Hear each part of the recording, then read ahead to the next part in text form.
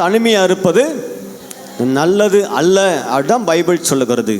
ஆனால் அருமை நான் சொல்லக்கூடிய தனிமை என்பது ஆவிக்குரிய ரீதியில் அருமையாமலே வித்தியாசமான கோணத்தில் நான் செய்தியை கொடுக்க விரும்புகிறேன்.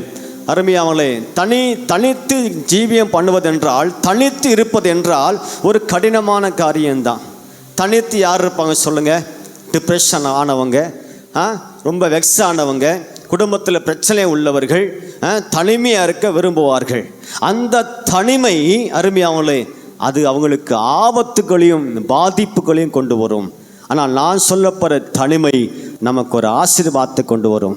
அல்லேலூயா, கர்த்தருக்கு ஸ்தோத்திரம். இந்த உலகத்தை நிறைய பேர் பிரச்சனையை சால்வ் பண்ணுவதற்கு அருமையாமலே தொடர்ந்து குடும்பங்களில் உண்டான சண்டைகளையும் போராட்டத்தையும் சமாளிப்பதற்கு தனிமையை தேடி ஓடி உட்கார்றார்கள். கொஞ்ச நேரம் தனியாக என்னை விடுங்க அப்படின்றாங்க. கொஞ்ச நேரம் அமைதியாக இருங்க, நான் அமைதியாக இருக்க விரும்புகிறேன், நான் பேச விரும்பலை அப்படின்றாங்க. அன்பு தேவ பிள்ளைகள், இன்னைக்கு அந்த தனிமை இல்லை.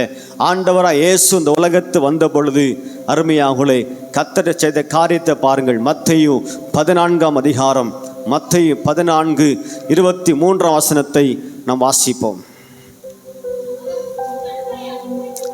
இயேசு ஜனங்களை அனுப்பிவிட்ட பின்பு தனித்து ஜெபம் பண்ண,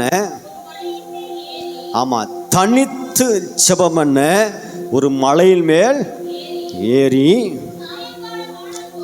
சாயங்காலம் ஆனபோது தனித்து இருந்தார், தனிமையாக இருந்தார். பக்கத்தில் சொல்லுங்களேன், தனித்து இருந்தார், தனிமையாக இருந்தார். கர்த்தருக்கு ஸ்தோத்திரம் உண்டாவதாக. எத்தனை பேரோட யோசிக்க ஆரம்பிக்கிறீங்கன்னு தெரியல. தனித்து இருந்தார், தனிமையாக இருந்தார். நல்ல கவனிங்க. ஆண்டவர் இயேசு உலகத்தில் வந்தபோது எல்லாரையும் அனுப்பிவிட்டு என்ன செய்தாராம்?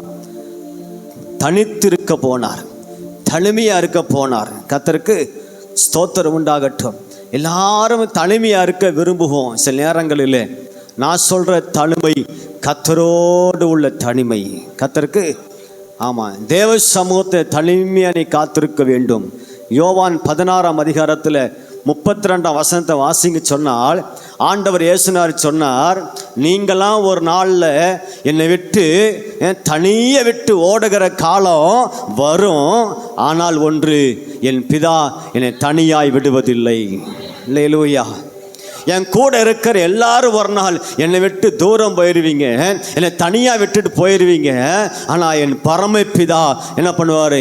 என்னை ஒரு காலும் ஒரு நாளும் தனிமை என்ன செய்வதில்லை, என்னை விடுவதில்லை என்ற வார்த்தையை அங்கே வாசிக்கிறோம். வாசிங்களேன்.